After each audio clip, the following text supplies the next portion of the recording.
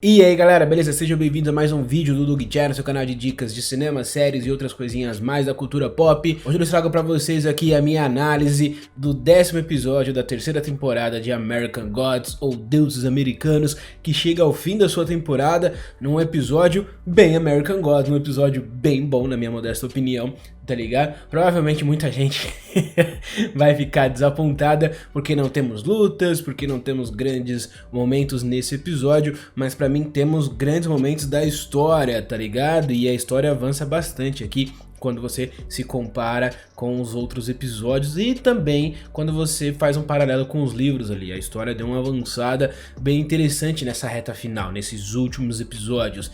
E temos uma season finale de uma temporada mediana, temporada ok, que se vocês quiserem, inclusive, eu faço aqui um vídeo de crítica, depende de vocês, então comenta aí, peçam um vídeo de crítica, fala se é necessário ou não, a gente vai trocar uma ideia sobre os acontecimentos desse episódio e talvez um pouco ali no finalzinho o que esperar no futuro, né? Mas antes da gente continuar, se inscreva nesse canal, deixa o seu like, porque tudo isso ajuda demais a gente continuar crescendo aqui na plataforma. Além dos vídeos de American Gods, a gente tem diversos outros aqui falando sobre outras séries, reações, coisas da cultura pop. Doug Channel é um canal bem bacana, eu te garanto, se você se inscrever e se você não conhece, né, acabar conhecendo, você vai curtir, tá ligado? E se puder, se torne um padrinho, link na descrição, você pode ajudar esse canal com uma quantia por mês, beleza?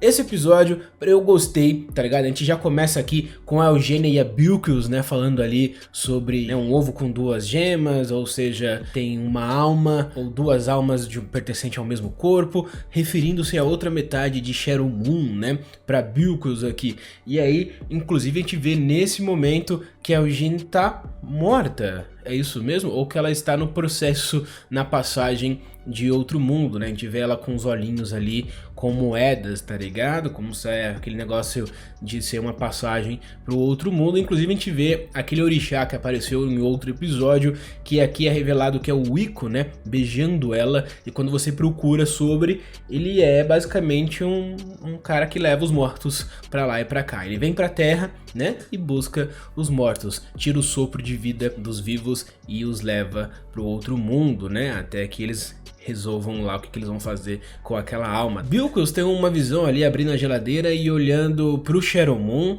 pro Technical Boy e pra Laura. E a Laura inclusive com o rosto ali meio que dividido com o Shadow Moon, que pra bom entendedor meia palavra basta, ou no caso aqui uma imagem, tá ligado? Que a Laura Moon é a outra metade do Shadow Moon. E meu Deus do céu, quem não gosta da Laura deve estar...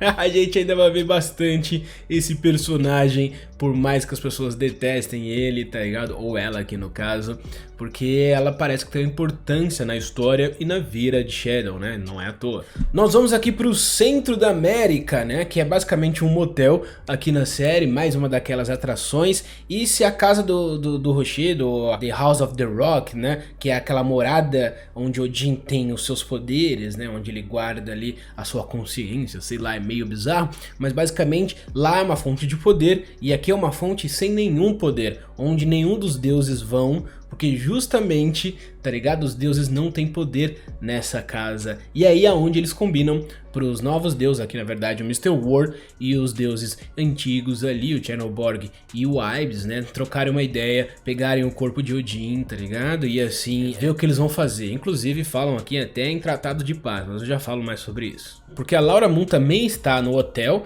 tá ligado? Ela tá sendo protegida, né? Pelos novos deuses, porque ela fez aquele contrato com o Mr. War e na hora que ela jogou a lança, alguns de vocês me perguntaram quem eram aquelas pessoas que pegaram a Laura ali, eram os protetores dela, que o Mr. Ward mandou e levou pro hotel. Depois disso a gente tem uma explicação, né, feita pelo Ibis, o que é uma vigília nórdica, e basicamente Shadow vai ter que ficar aí 9 dias e 9 noites preso na Yggdrasil, e que isso pode ser um desafio terrível para um deus ou para os deuses, mas para um mortal é simplesmente uma sentença de morte, né? E Shadow não tem ciência ou total certeza se ele é um deus ou não, mas ele prometeu ao Odin que ele faria uma vigília, que ele faria esse tipo de coisa. E Shadow parece querer o poder. Ele fala um pouco mais cedo que os corvos de Odin agora estão com ele e que o fato dele ter andado com Odin traria um grande... algo grande na vida dele, tá ligado? Então ele acha que ele é um deus, ele tá convencido disso. Numa cena seguinte ali a gente vê a Bilquis encontrando o pavão, né, que uma outra hora encontrou o Shadow Moon. Aquele pavão pode ser o próprio orixá Oxum e que também aqui aquele pavão ou o pavão em si foi retratado nessa temporada como um dos símbolos da Bilquis. Eu não sei se eu entendi muito bem essa cena, se a Bilquis estava encontrando lá Oxum pra meio que ver, conversar, trocar uma ideia, falar sobre Shadow Moon, ou se é uma outra divindade, né? A gente tem várias referências durante essa temporada aqui sobre pavão, mas nem todas elas ficam muito claras. Bom, a gente tem uma sobre o Oxum, por isso que eu tô dizendo isso. E vocês lembram daquela cena que eu falava que Sharon poderia estar em Helheim, né? Que é o mundo dos mortos da mitologia nórdica, tá ligado?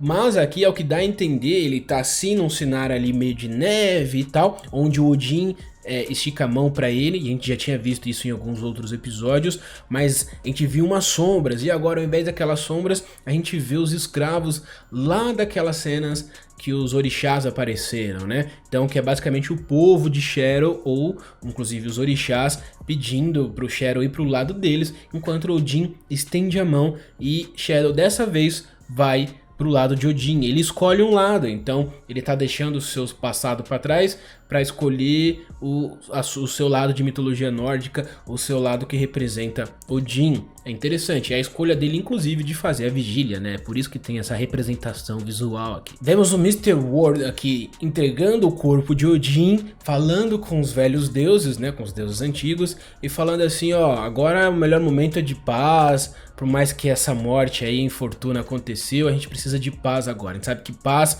beneficia mais vocês, deuses antigos, do que nós, deuses novos. E ele também fala nesse momento, ele joga na mesa que quem matou Odin deve ser morto pelo filho de Odin. Ou seja, Shadow Moon tem que matar a Laura Moon, tá ligado? Que tinha escapado do quarto momentos antes e estava ali ouvindo como uma boa cena de novela, sabe? Quando aquela pessoa que não pode ouvir a conversa está ouvindo a conversa na sala ao lado. Então, é basicamente isso que acontece aqui, mas o que tem um momento significante na história, porque aí a Laura fala assim, ah, bom, já que eu vou morrer, eu confiei na pessoa errada de novo, eu vou entregar esse cara aí, ó, esse cara aí, esse Mr. World, ele me contratou pra poder matar o Wednesday, né, o Odin. E aí o nosso querido Chernobyl fica puto, fala assim, ah, é verdade, então pera aí que eu vou lhe dar a marretada quando ele tenta, e os poderes daquela casa ali, que é um lugar que os deuses não têm poderes, basicamente, tá ligado, o impede de matar o nosso querido, ou nem tanto assim, Mr. War. O Chernobyl entrega o martelo dele pro Shadow Moon, inclusive, pra falar assim, ah, bom, já que a gente vai resolver essa parada aí com o Mr. War depois,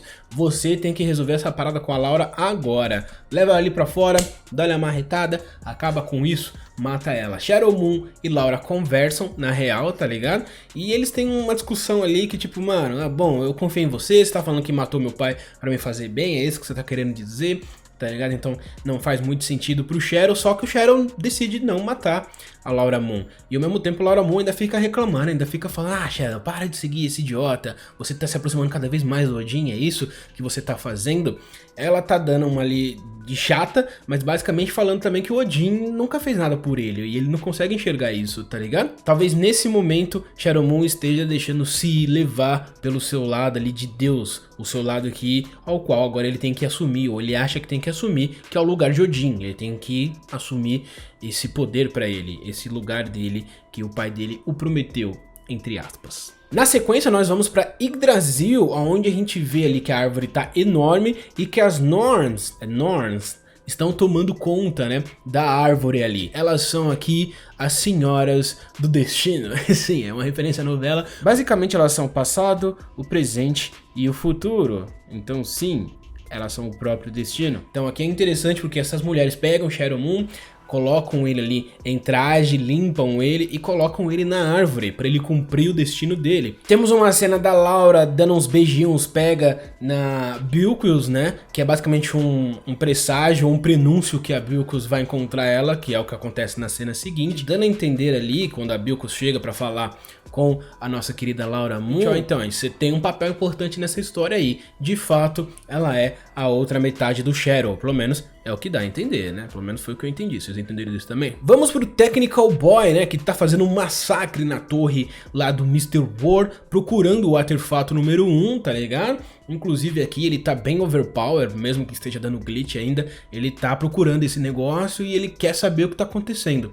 Quando ele encontra o artefato número 1, ele tem uns vislumbres da primeira ferramenta utilizada ali, sendo uma faca para atear fogo, né? A faca é uma pedra para atear fogo em algo, e ele vê alguns passos da inovação ou evolução humana. Toda vez que a humanidade teve uma evolução, um salto tecnológico, e aí o Mr. World que aparece na sequência fala para ele que ele é a própria inovação em si e que talvez ele seja o Deus novo, o novo Deus, o New God aí mais poderoso que tem.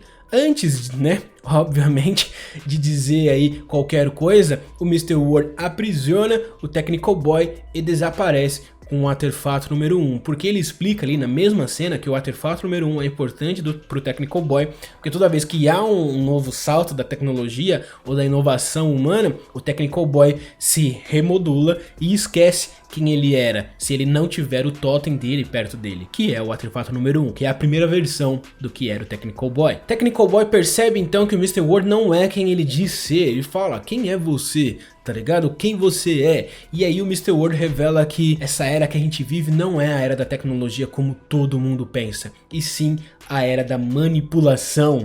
Tá ligado? Isso é bem interessante quando a gente pensa que o Mr. World é a própria conspiração em si e que ao mesmo tempo ele tá escondendo o seu verdadeiro ser. Para quem já leu o livro sabe, mas ele tá escondendo o seu verdadeiro ser aqui, porque não é quem ele diz ser pro Technical Boy e para aquelas pessoas. Então, quem é Mr. World? Se você for comentar, por favor, escreva spoiler pra galera, tá ligado? Não ser pega de surpresa aí, porque é uma grande revelação do livro, né? E pode acabar com a experiência de uma galera, beleza? Vamos ser educados aqui nos comentários. Shadow Moon então começa a sua vigília, né? Ele começa ali a ser pego pela árvore e começa a passar dias e dias ali naquele sofrimento, porque é uma angústia pra ele. E é interessante, é bem editada, é bem feita essa cena inclusive, onde ele tem alguns vislumbres ali de pessoas ou deuses que o ajudaram, que prometeram ajudar, que é aquela moeda que a Estrela da Meia-Noite deu pra ele, né? Estrela da Meia-Noite lá da mitologia eslava ali, do Chernoborg e tal. Depois ele vê um pássaro que a gente entende aqui que é o Thunderbird,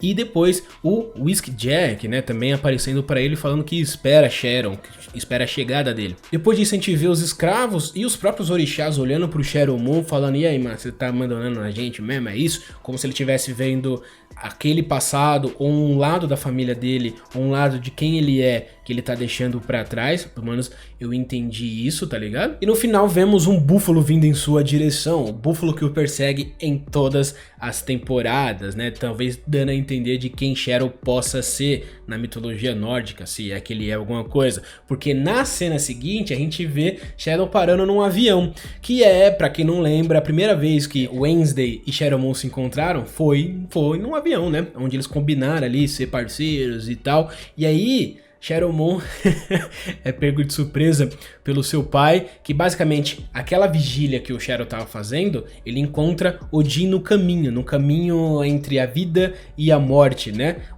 Para onde Odin está indo, alguma coisa nesse sentido. E quando Shadow conversa com Odin ali, Odin revela que ele pensou em tudo isso há muito tempo, que isso é um plano feito antes mesmo de Shadow nascer. E aí Shadow é pego de surpresa, tá ligado? Odin precisava de um sacrifício de sangue de um próprio filho para fazer ele ainda mais poderoso, ou mais poderoso, todo poderoso, uma última vez, ou mais uma vez. E o sacrifício do sangue do próprio filho é algo que é bem poderoso.